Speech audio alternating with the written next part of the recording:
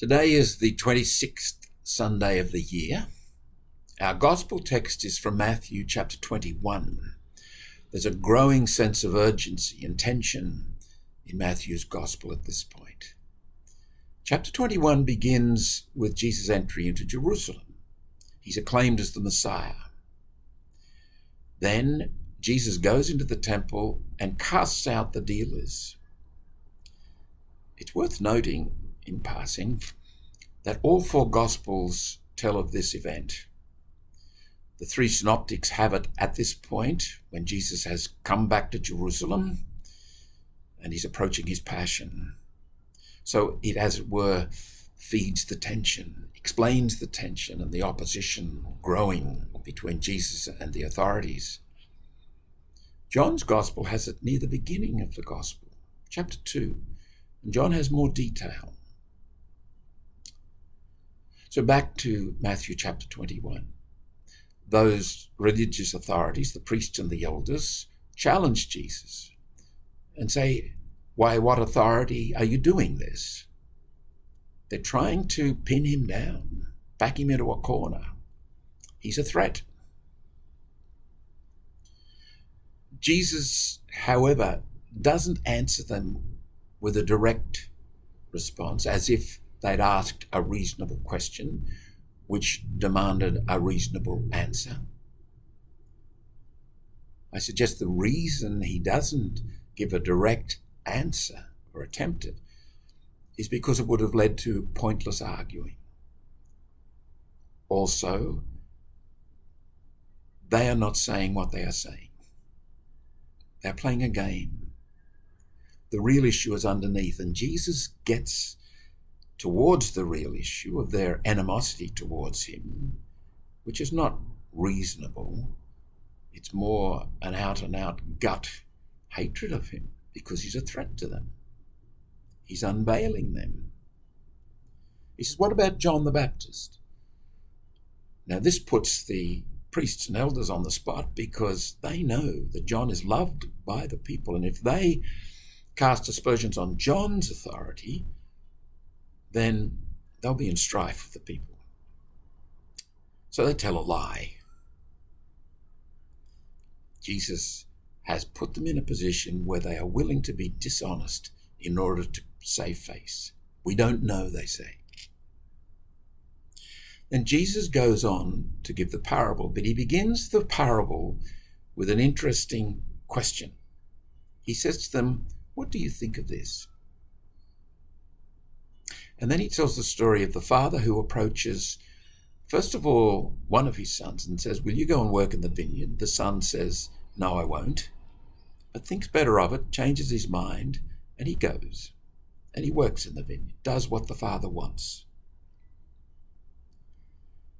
When the father approaches the second son, that second son, with great formality, piety, reverence, says, "Oh Lord, yes, I will go." But he doesn't. Now, parables are open-ended stories, as we have noted before, but you can't help feeling the sting in this. This is directed, at least in part, to the religious authorities. The first son epitomizes a key element in Matthew's Gospel, metanoia, the change of mind, conversion of heart. The second son epitomizes the religious authorities who rigidly hold to their position under the guise of being deeply religious, pious, reverent. But let's not be onlookers. Imagine you are there in this moment. Feel the tension. See the religious authorities. Note their body language. See Jesus. How does he appear? Feel the tension. Jesus catches your eye. He looks at you in what sort of a way? What do you see in his eye? And he asks you the question that he's just asked the religious authorities. What do you think? What's your opinion of this story? Where does it take you?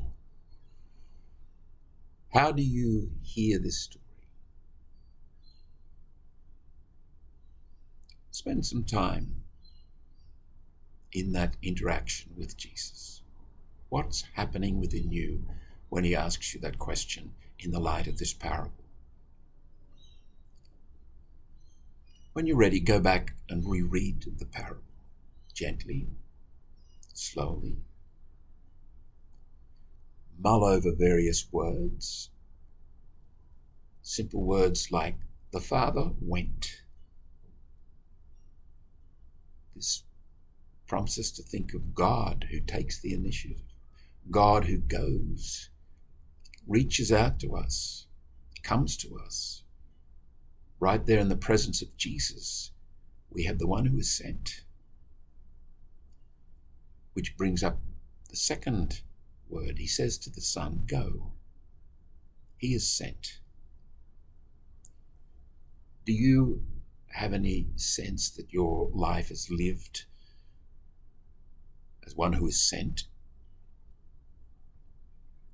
Are you perhaps open to the possibility of metanoia like the first son, to change your mind? It's never too late. What of the second son? Before we disassociate ourselves from this character, think about what he epitomizes. He actually epitomizes pretense, hypocrisy, if you like. Have you ever been guilty of pretense? Hypocrisy? I have. That too asks for metanoia. That too asks for reflection. Why on earth would we pretend? What is it that evokes hypocrisy in us? Why can't we just be who we are? The parable asks this and many other questions. Here in this parable, the question that it asks you